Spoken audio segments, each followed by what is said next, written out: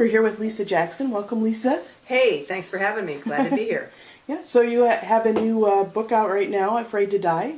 Yes, Afraid to Die has been out about a week, or about 6 weeks. It's on the stands. It's the fifth, or is it the fourth, book in the To Die series. I should know this. Left to Die, Chosen to Die, Born to Die, Afraid to Die. Okay, it's the fourth book in the Selena Alvarez, Reagan Pascoli series set in Grizzly Falls, Montana. Uh-huh. Great. And so is there another one after this one? Yes. It's not done yet, but Ready to Die will be the next one, and then that'll be a 2013 book, and hopefully 2014 will be Deserves to Die. And I don't know where we'll go from there. I'm going to shake up the Pinewood Valley Sheriff's Department, but it's a fun series to write. Mm-hmm. I was asked to write it by my editor. He said, let's do something with 2 female cops. And I immediately thought of Cagney and Lacey, and I thought, oh no, in the 80s, and I thought no, but then time went by, and these 2 cops came to me, and it was a very rural setting. I'm from a very rural town in Oregon originally, and so I kind of thought, well, I don't want to go there, but maybe Montana, and so Grizzly Falls and the Pinewood Valley, or Pinewood Sheriff's Department was developed, and I really like the characters. So I have a lot of fun writing the books. Mm-hmm. Afraid to Die was one of the easiest books I've ever written. Some are like pulling teeth. Yeah. But this one was pretty good, and I really like the story. We finally go into Selena Alvarez's life for the first time. Great. I'm really looking forward to it. I haven't gotten to it yet, but I'm looking forward to it. Oh my gosh, not? I know. Well, stacks of books of them. So this will be quickly followed up by You Don't Want to Know on August 7th. Yes, August 7th. I remember it was my mother's birthday and my grandmother's birthday, so I can remember that pub date. And You Don't Want to Know is way different from Afraid to Die in the To Die series. It's a standalone, and it's set on an island. And I tried to go for a gothic feel. And the story is about a woman who doesn't know if she's going crazy or being haunted or being set up or someone's playing mind games with her, but she keeps thinking she sees her son on the end of a dock. And it's foggy, and he's 2 years old, and he did disappear 2 years before when he was 2. Mm-hmm. So the whole story evolves about all the deceptions on Church Island and whether or not this son is real or not real, and what happened to him. Mm-hmm. It sounds haunting. I hope so. It's my favorite book. Now, I suppose every author says, oh, my most recent book is my favorite book. But mm-hmm. for years, Shiver was my favorite book. And I thought, gosh, I just keep going back. People would ask me, and I'd have to go back to that old book. But now this one is my favorite book. And I think it has a similar creepy, did she, didn't she, hopefully kind of Hitchcockian feel to it. I love it. Oh yeah, I love Hitchcock stuff too. Yeah, it's so great. So anyway, I hope that this book appeals to a lot of people, because I sure had fun writing it. Sure, it sounds like it would. I mean, you can tell when an author really enjoys a book. I had so much fun with this one. And unfortunately, it's a standalone. The story's over, so I think those people are history. I like to go back to my characters, but I'm afraid old Ava, we've seen the last of her. Poor Ava. Yeah.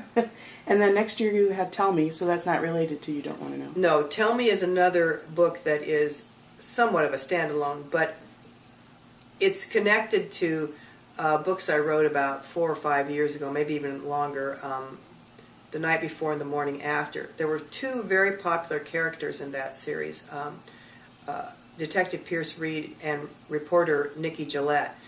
And so I pick up 10 years later, or however many years it is, and it's obviously the book isn't written yet, but it's all been blocked out. And the focus of the story is a woman is let out of prison, and she was originally convicted of killing her children, kind of like Diane Downs from Oregon, mm-hmm. and several of the children survive. And so the story is, did she or didn't she? Did she get away with murder? How could this woman be so heinous? And with bringing back the old characters in the setting of Savannah, which I absolutely adore, I think I haven't written it yet, but I think it's going to be another fun one. Will it be my next new favorite? I hope so. We'll check back in next year and Yes. find out. And so you write with your sister Nancy Bush, Yes, I do. and she has a book out next week, Nowhere to Run. Nowhere to Run is That's out. by herself, though, right? Yes, Nowhere to Run, and then the next month is Nowhere to Hide, and they're both set, I believe, in Oregon, where we grew up. Mm-hmm. And her editor said it was the best thing she's ever written. I haven't read it yet, so I can't wait. I'm going to get my copy next week. Oh, that's too cool that you don't already have a copy. I could have a copy, but I'm going to Sure. buy one. I know. I love it when my friends and my family do that. I'm like, oh, I'll just give you one. And they're like, no. I'm gonna That's right. pay That's for it. it. Music to an author's ear. Exactly. I'm like, yay. So you were telling me about a really unique organization, nonprofit organization that runs strictly on donations, mollybears.com. Yes. My first grandchild was stillborn, beautiful baby girl. And on the second anniversary of her birth, I was contacted via Facebook by a fan who was also a volunteer for Molly Bears, which is an organization that places weighted teddy bears into a grieving family's arms. They run all on donations. Right now they're desperately in need of donations, but what the deal is you write to them and tell them about your loss, and you get on a waiting list. And I think they do it on the anniversary of Molly, who was also an angel baby, her birth. And so it's like the 30th of the month, and they leave it open for, I think, 24 hours, and you apply. And eventually you will get your bear. They have not denied anybody a bear, but again, run on donation. These bears are made specifically to the weight of your lost child. And for example, mine, if you go to my website, lisajackson.com, there's a picture of me on Lisa's Causes with the Molly Bear.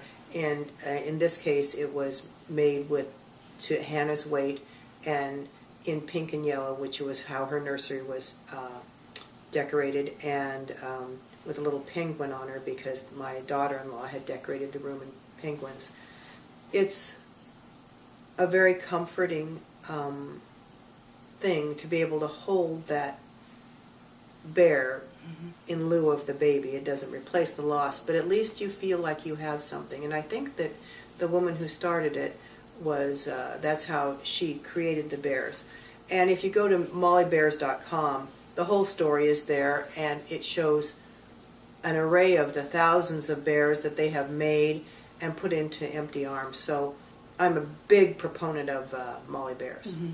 It sounds like a wonderful organization, and they run completely on donations. Completely on donations, and it's a tricky subject. It's a difficult subject, but they provide a very unique and comforting and tangible gift to you. Mm-hmm. They're wonderful.